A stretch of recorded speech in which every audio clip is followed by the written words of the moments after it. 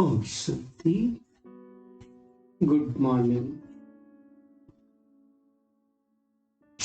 साकार मुरली 27 जनवरी 2022। बाबा का मीठा मीठा लेटर मीठे मीठे बच्चों के मीठे मंथन के लिए। मंथन शुरू करने से पहले शांति के सागर सतगुरु परमपिता परमात्मा की शांति भरी किरणों के नीचे बैठ जाते हैं और अनुभव करते हैं कि मैं शांत स्वरूप आत्मा हूं, शांति के सागर की संतान हूं। आज प्यारे बाबा ने कहा, मीठे बच्चे, तुम्हारे सुख के दिन अब आ रहे हैं। दुख गया कि गया, अब सुख के दिन आने वाले हैं। इसलिए बाबा ने क्या कहा, लोक लाज कलयुगी कुल की मर्यादाएं छोड़, अब तो कमाई करो। कई लोग बहुत शर्माते हैं कि हम इस ज्ञान में चलते हैं दूसरों को बताने से। अरे हम कुछ गलती कर रहे हैं क्या? विकारों को ही तो छोड़ रहे हैं, कमी कमजोरियों को ही तो छोड़ रहे हैं, इसमें शर्म की क्या बात है? इसलिए बाबा कहते हैं, लोक लाज कलयुग कुल की मर्यादाओं को छोड़, अब तुम कमाई करो, बाप से पूरा वर्षा लो। आज का प्रश्न है, अंतमति सो गति किस पुरुषार्थ से होगी? बाबा कहते, बच्चे, तुमने अब तक जो कुछ पढ़ा उसे भूल सिर्फ बाप को याद करो और चुप रहो। अपने को आत्मा समझ बाप की याद में रहने का पुरुषार्थ करो। बाप अर्थात परमात्मा बच्चों को कोई तकलीफ नहीं देते, लेकिन दर बदर होने से बचाते हैं। सिर्फ कहते हैं मुझे याद करो और क्या करो, तो अंतमति सुगति हो जाएगी। बाबा कहते, गरीब बच्चे जो शादी आदि के लिए कर्जा लेते हैं, कई लोग तो कर्जा लेके भी शादी करते हैं, बाबा उससे भी छुड़ा देते हैं। बाबा कहते, बच्चे, तुम पवित्र बनो तो अंतमति सुगति हो जाएगी।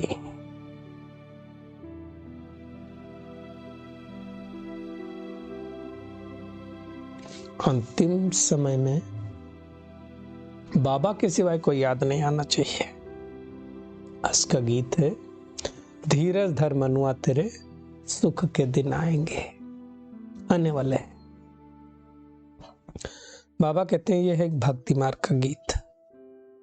दुनिया वाले इनका अर्थ समझते थोड़ी है, बच्चे जानते हैं कि अब हमारे सुख के दिन आ रहे हैं और हम पुरुषार्थ भी तो उसके लिए कर रहे हैं ना। जितना जो पुरुषार्थ करेगा उतना सुख मिलना है। श्रीमत पर झोली भरनी है। भक्ति मार्ग को कहा जाता है ब्रह्मा की रात।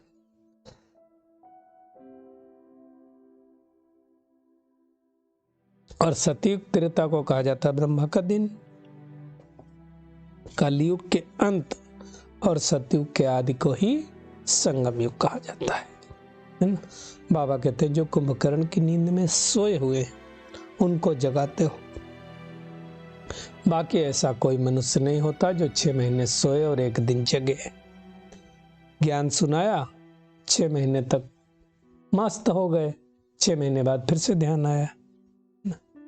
तो बाबा कहते हैं, सारी दुनिया एक पतित पावन ज्ञान सागर बाप को याद करती है। उस सागर को तो नहीं याद करेगी ना, जिससे पानी की नदियां निकलने। याद तो ज्ञान सागर को करेगी ना। तो बाबा सतयुग की स्थापना करने वाला ही सच्चा बाप है। सच्ची कहानी नर से नारायण बनने की सुनाते दूसरा, तो कोई सुना ही नहीं सकता। अब जब परमात्मा इस सृष्टि पर आए तब तो ये सुंदर मेला लगे,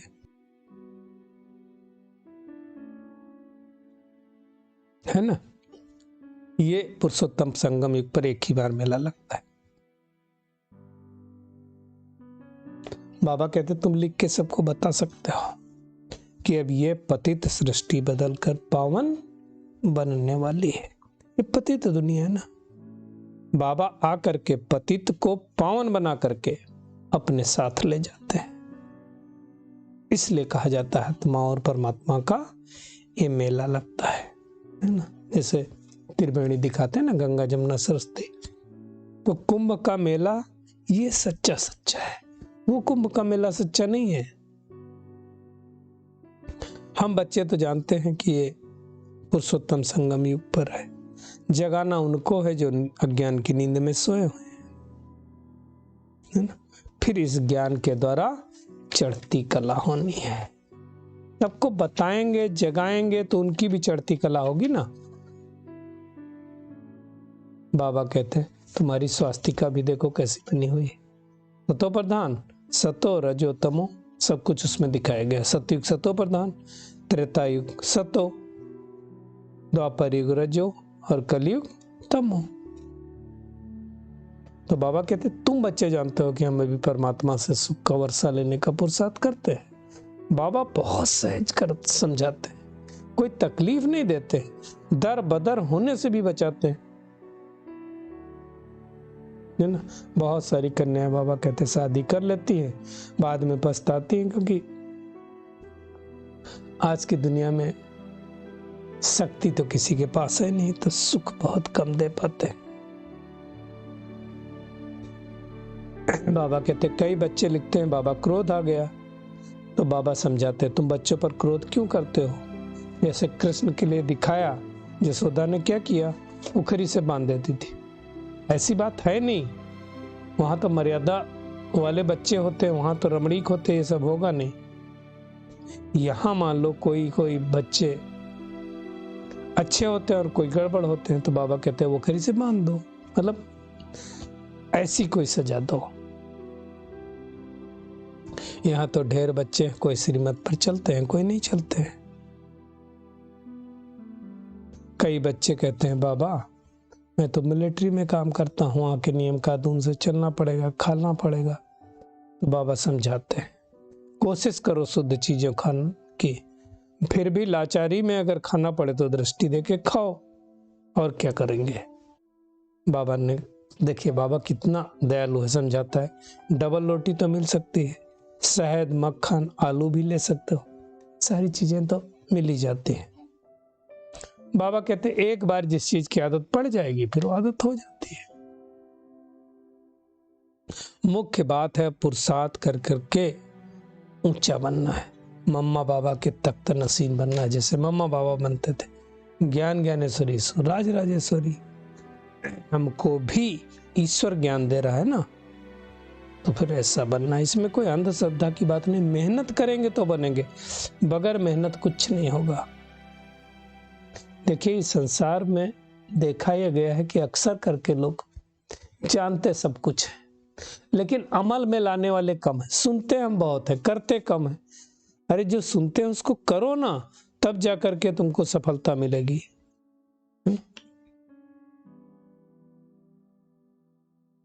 तो बाबा कहते सबको सतो रजो में तो आना ही है, तमो में तो आना ही है। नंबर 1 में कौन आएगा? लक्ष्मी नारायण श्री कृष्ण, है ना, जिनको जगन्नाथ कहा जाता है। किसने बनाया जगन्नाथ? शिव बाबा ने इस पुरुषोत्तम संगम युग पर बनाया। सारी राजधानी स्थापन हो रही है ना। ब्राह्मणों ने ही 84 जन्म लिए जो अभी पाठ बजा रहे हैं। ब्राह्मण कौन? ब्रह्मा मुख वंशावली। परंतु कोई धारणा करता है, कोई नहीं करता है। अब जो धारणा नहीं करेगा वो क्या ज्ञान में चलेगा? भगवान प्रजापिता ब्रह्मा के मुख से समझाते हैं कि मैं आया हूं, मुझे याद करो, तो योग से तुम्हारे विक्रम विनाश हो जाएंगे। आत्मा ही इन कानों द्वारा सुनती है ना। शरीर बगैर बाबा भी राजयोग कैसे सिखलाएगा, है ना। बाबा कहते देखो शिव जयंती भी मनाते हो, तो मैं जरूर आता हूं, लेकिन दुनिया में किसी को पता नहीं। बाबा कहते मैं कल्प कल्प ब्रह्मा के तन में आता हूं, जिसने 84 जन्म लिए। इसमें बदली नहीं हो सकती है। ब्रह्मा बाबा ही राज राजेश्वर था, फिर अब ज्ञान ज्ञानेश्वर बन, फिर राज राजेश्वर बनता, सतयुग त्रेता राज राजेश्वर। ये सब बातें भगवान छोड़ के कोई नहीं समझा सकता। तो बाबा पूछते हैं, बच्चे अभी स्वर्ग में चलेंगे? अब स्वर्ग में जाना है तो वारी कर जाना पड़ेगा। तो बाबा कहते हैं, मैं हूं, मुझे याद करो, जितना हो सके देहधारियों की याद कम करते जाओ। कर्म योगी हो, दिन में भले कर्म करो, परंतु साथ साथ में याद में भी रखो जो अंत में सिर्फ बाबा की ही याद आए। नहीं तो जिसके साथ बुद्धि लगी होगी ना, वही जन्म लेना पड़ेगा। ये समझ लेने की बात है। इसीलिए आप देखो ना, अंत समय में जो याद आता फिर उसी परिवार में जन्म होता है।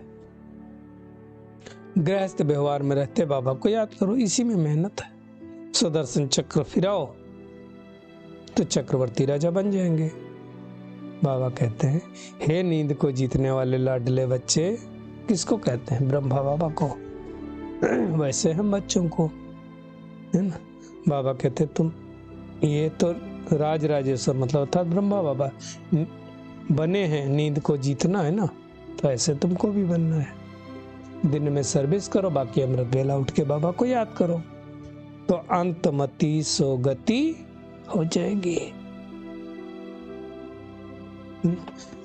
लायक बनने का पुरुषार्थ करना है कि कैसे करके हम मम्मा बाबा के तख्त नसीन बने, स्वर्ग में उच्च पद पाए।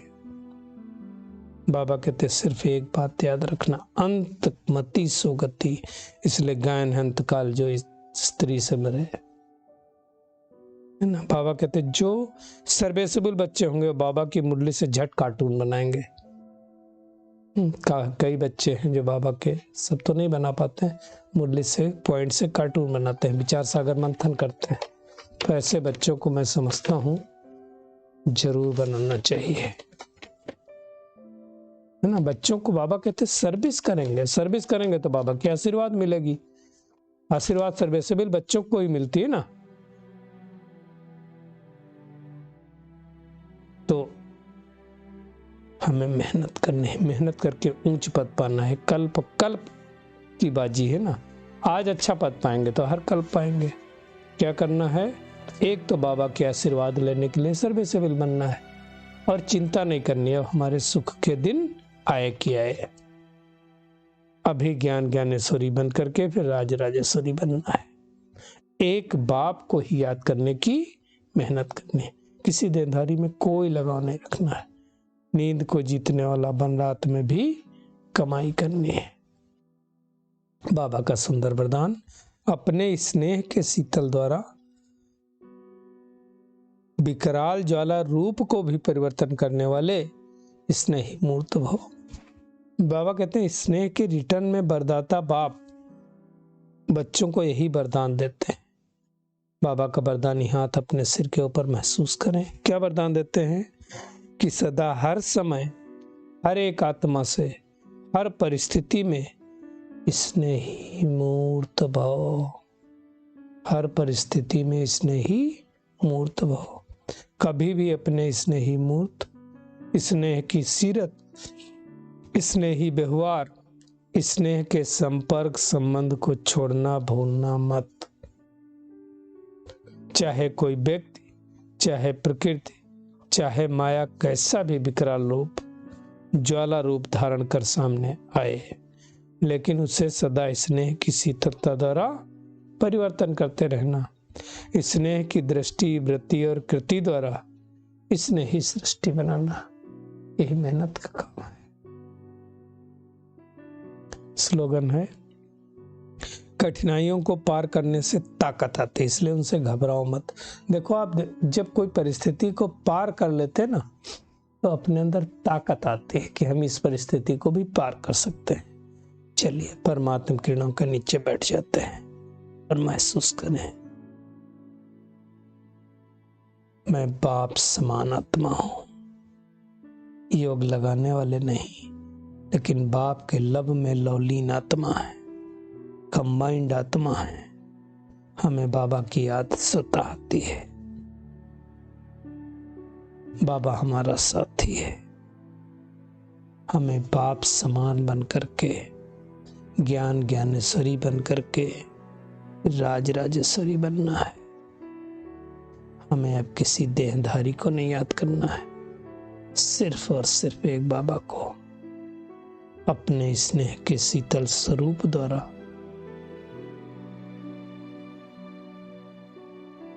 अपने संबंध संपर्क में कैसे भी माया का विकराल रूप आए, उसको अपनी स्नेह की दृष्टि वृत्ति द्वारा शांत करना है। नींद को जीत कर भी अपनी कमाई करनी है। शुक्रिया मीठे प्यारे बाप दादा, शुक्रिया आप सभी का इस मीठे मंथन के लिए। ओम शांति।